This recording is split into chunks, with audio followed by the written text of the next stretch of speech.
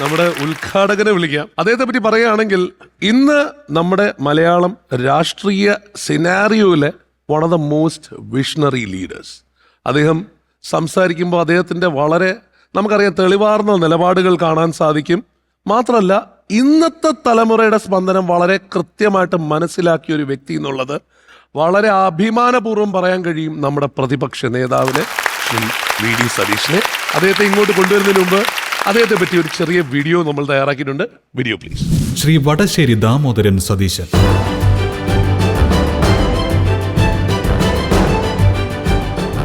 മലയാളികൾക്ക് ആമുഖമൊന്നും ആവശ്യമില്ലാത്ത നേതാവ്. വിദ്യാർത്ഥി പ്രസ്ഥാനത്തിലൂടെ രാഷ്ട്രീയത്തിലെത്തി.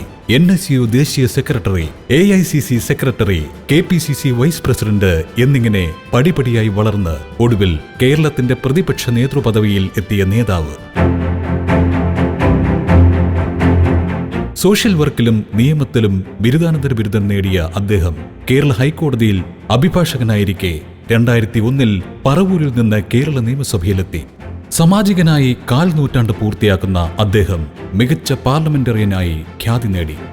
ഏത് കാര്യവും ആഴത്തിൽ പഠിച്ച ശേഷം നിയമസഭയിലും പുറത്തും അവതരിപ്പിക്കുന്ന ശൈലി ഏറെ ശ്രദ്ധേയമാണ്. അന്യസംസ്ഥാന ലോട്ടറിക്കെതിരെ ശ്രീ VD സതീശൻ നടത്തിയ സംവാദവും പ്രതിപക്ഷ നേതാവ് എന്ന നിലയിൽ ഭരണപക്ഷ നിലപാടുകളെ കാര്യകാരണ സഹിതം ഖണ്ഡിക്കുന്നതും കേരളം കണ്ടതാണ്. കറകളഞ്ഞ പരിസ്ഥിതി സ്നേഹിയും പരിസ്ഥിതിവാദിയുമായ VD ഉയർത്തിപ്പിടിച്ച ഹരിത രാഷ്ട്രീയവും ഗാഡ്ഗിൽ കമ്മിറ്റി റിപ്പോർട്ടിനെ അനുകൂലിച്ച നിലപാടുകളും ഏറെ ശ്രദ്ധേയമായിരുന്നു. ഏത് പ്രതിസന്ധിയിലും തളരാതെ ലക്ഷ്യം കാണുന്നതുവരെ പോരാടുന്ന രീതിയാണ് തന്റെ കരുത്തെന്ന് വ്യക്തമാക്കുന്നു ശ്രീ VD സതീശൻ.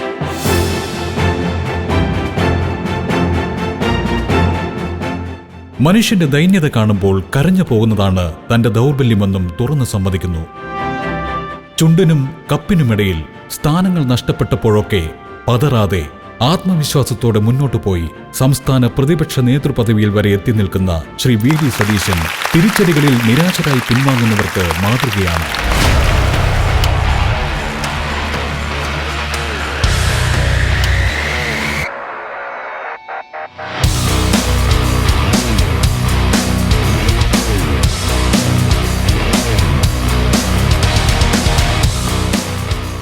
മറ്റുള്ളവരുടെ സങ്കടങ്ങൾ പൊടിയുന്ന കണ്ണീരാണ് ഒരു പൊതുപ്രവർത്തകന്റെ ഏറ്റവും വലിയ ആസ്തി എന്ന് വിശ്വസിക്കുന്ന കേരളത്തിന്റെ പ്രതിപക്ഷ നേതാവ് ശ്രീ VD സതീശന് അമൃത TVയുടെ ഡിജിറ്റൽ അവാർഡ് വേദിയിലേക്ക് ഹൃദയം നിറഞ്ഞ സ്വാഗതം. ഹൃദയപൂർവ്വം ബഹുമാനപൂർവ്വം സ്വാഗതം ചെയ്യാം Shri VD Satheesan.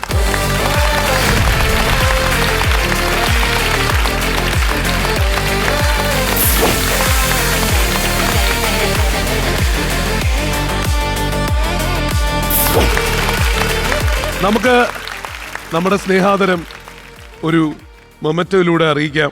Shri Mahadev Iyer, the director of Amrita TV, to hand over ഈ ഒരു സ്നേഹശില്പം അദ്ദേഹത്തിലേക്ക്. ഒപ്പം പൊന്നാട അണിയിക്കാനായിട്ട് നമ്മുടെ എക്സിക്യൂട്ടീവ് പ്രൊഡ്യൂസർ ശ്രീ കൃഷ്ണചന്ദ്രൻ.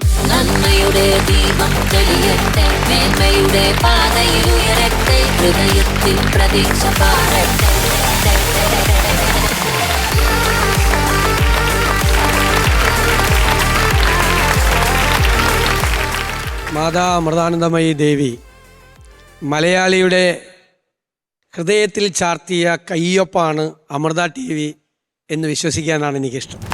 കഴിഞ്ഞ 2 പതിറ്റാണ്ട് കാലമായി മലയാളിയുടെ ജീവിതത്തിൻ്റെ ഭാഗമാക്കി ഈ അമൃത TVയെ മാറ്റി.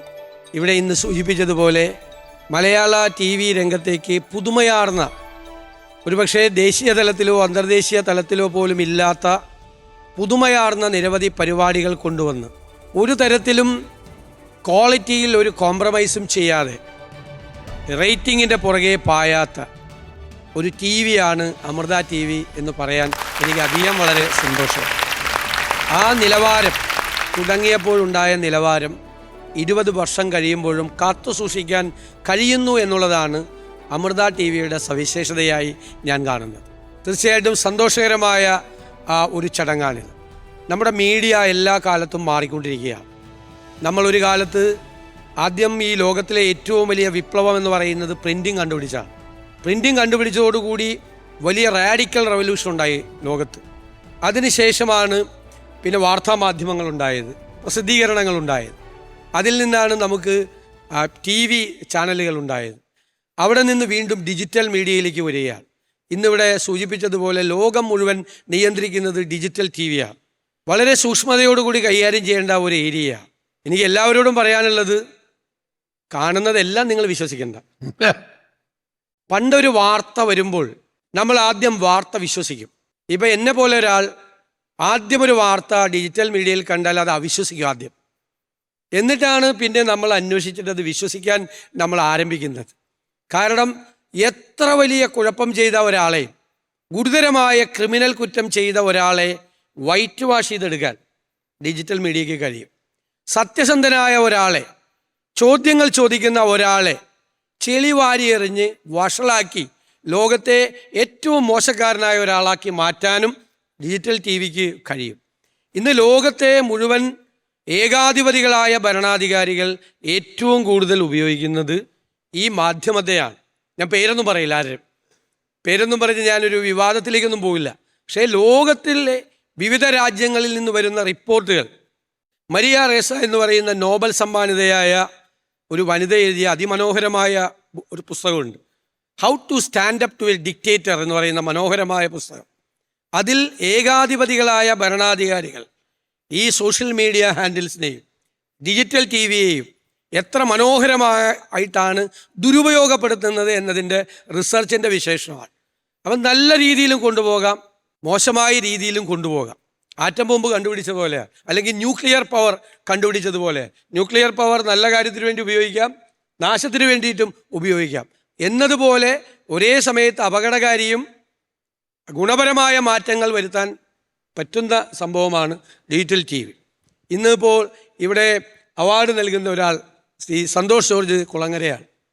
അദ്ദേഹം, എനിക്ക് സത്യം പറഞ്ഞാൽ അത്ര ഇഷ്ടമല്ല അദ്ദേഹത്തെ, നല്ല അസൂയയാണ്. ഇങ്ങനെ ഒരാൾ യാത്ര ചെയ്യുന്നത് കാണുമ്പോൾ, യാത്ര ചെയ്യാൻ ഇഷ്ടമുള്ള ഒരാൾക്ക് എങ്ങനെ അദ്ദേഹത്തോട് അസൂയ തോന്നാതിരിക്കും? എല്ലാ ദിവസവും യാത്രയാണ്, ഈ ലോകം മുഴുവൻ ചെയ്യുന്ന യാത്ര.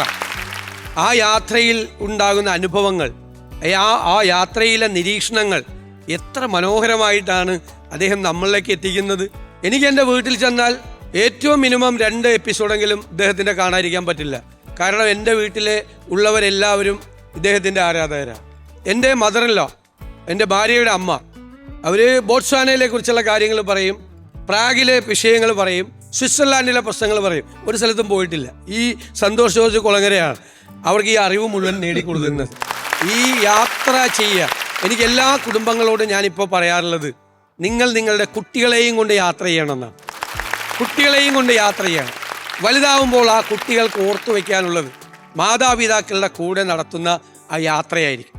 അങ്ങനെ മലയാളിയെ കൊതിപ്പിക്കുന്ന, ലോകത്തുള്ള എല്ലാവരെയും കൊതിപ്പിക്കുന്ന ഏറ്റവും വലിയൊരു യാത്രക്കാരൻ, അത് മനോഹരമായി TVയിലൂടെയും ഡിജിറ്റൽ മീഡിയയിലൂടെയും അത് ജനങ്ങളിലേക്ക് എത്തിക്കാൻ വളരെ ശ്രദ്ധേയമായി.